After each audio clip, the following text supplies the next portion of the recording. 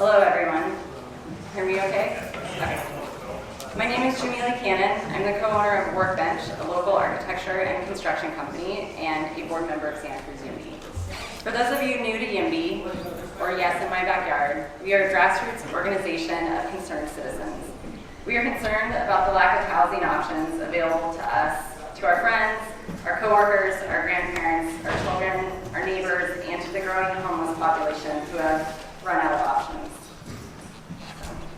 I don't think I need to tell any of you that Santa Cruz is expensive. By some estimates, our community is among the least affordable zip codes in the world. I build housing for a living, but I am also somewhat ironically still a renter. I work long hours, I return home every day to my rundown small house, and I am so grateful because I am lucky enough to have it.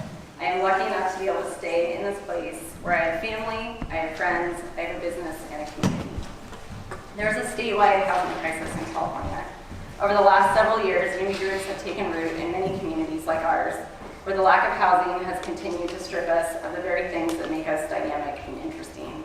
In California, we are losing our artists, our innovators, our young professionals, because even those who can pay exorbitant rents are being pushed out because there are simply not enough units available. Our mission here at YIMBY is to bring people together to advance specific solutions to increase the housing supply in Santa Cruz County. We are for housing of all kinds. We believe that our protected open spaces should remain protected and that our urban landscape should provide opportunities and homes for current and future residents. We advocate for housing by writing letters and speaking out at community meetings, and we invite all of you here tonight to join us in that effort.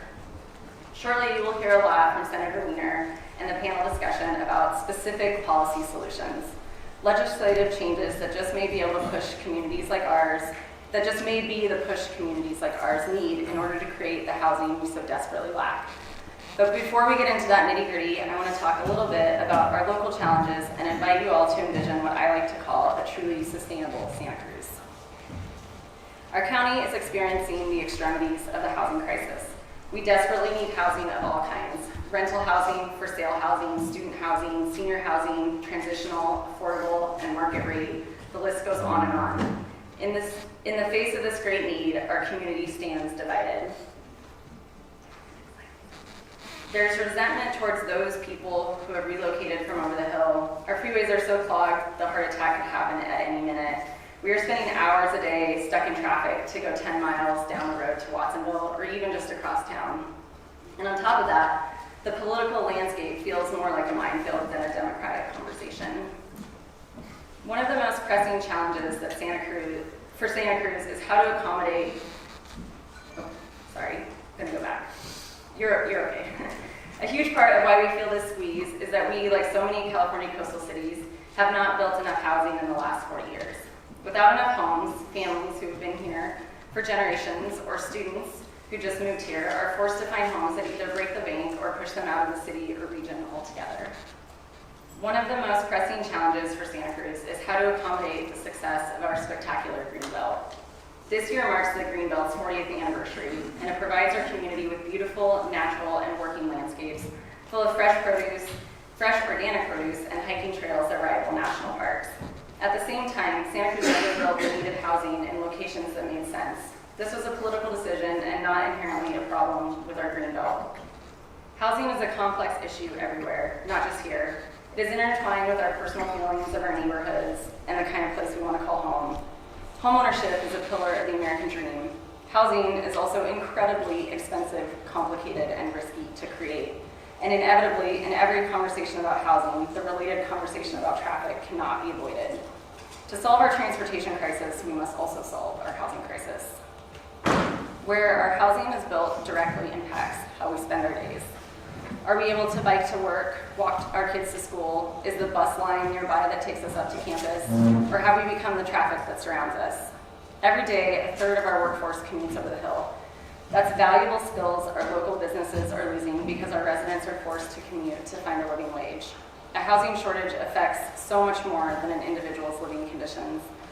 By not creating enough housing, people are spending more time on the roads and hurting our environment. They are spending their hard-earned revenue in communities that they do not live in.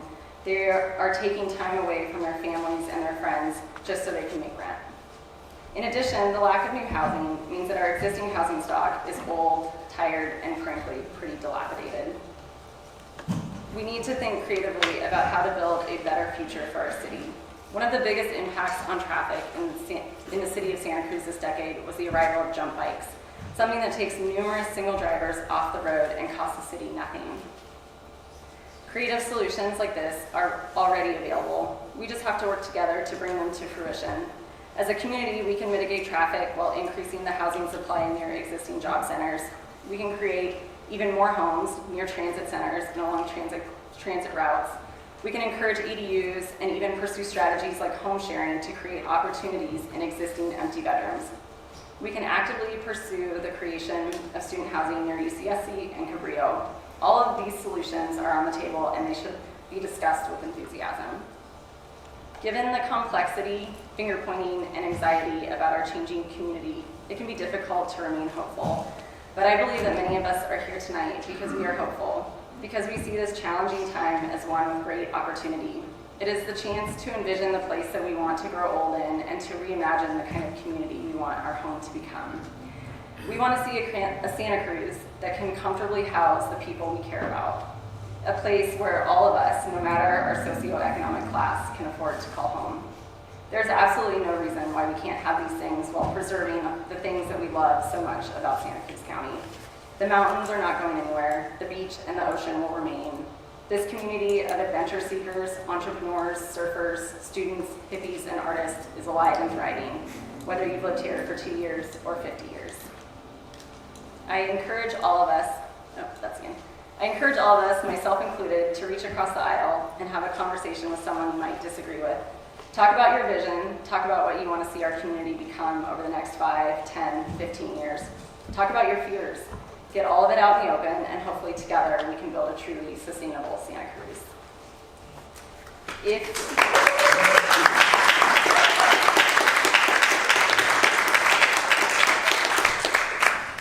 If you'd like to get involved with YIMBY, our website is santacruzyimby.org. We have a table in the back. Evan, our fearless leader, is standing back there. And then YIMBY, which is the statewide organization, is having a lobby day April 9th. And for more information on that, you can talk to Evan or Edward, who's right here, manning the PowerPoint. And these flyers are back at the Business Council table. You can also sign up here.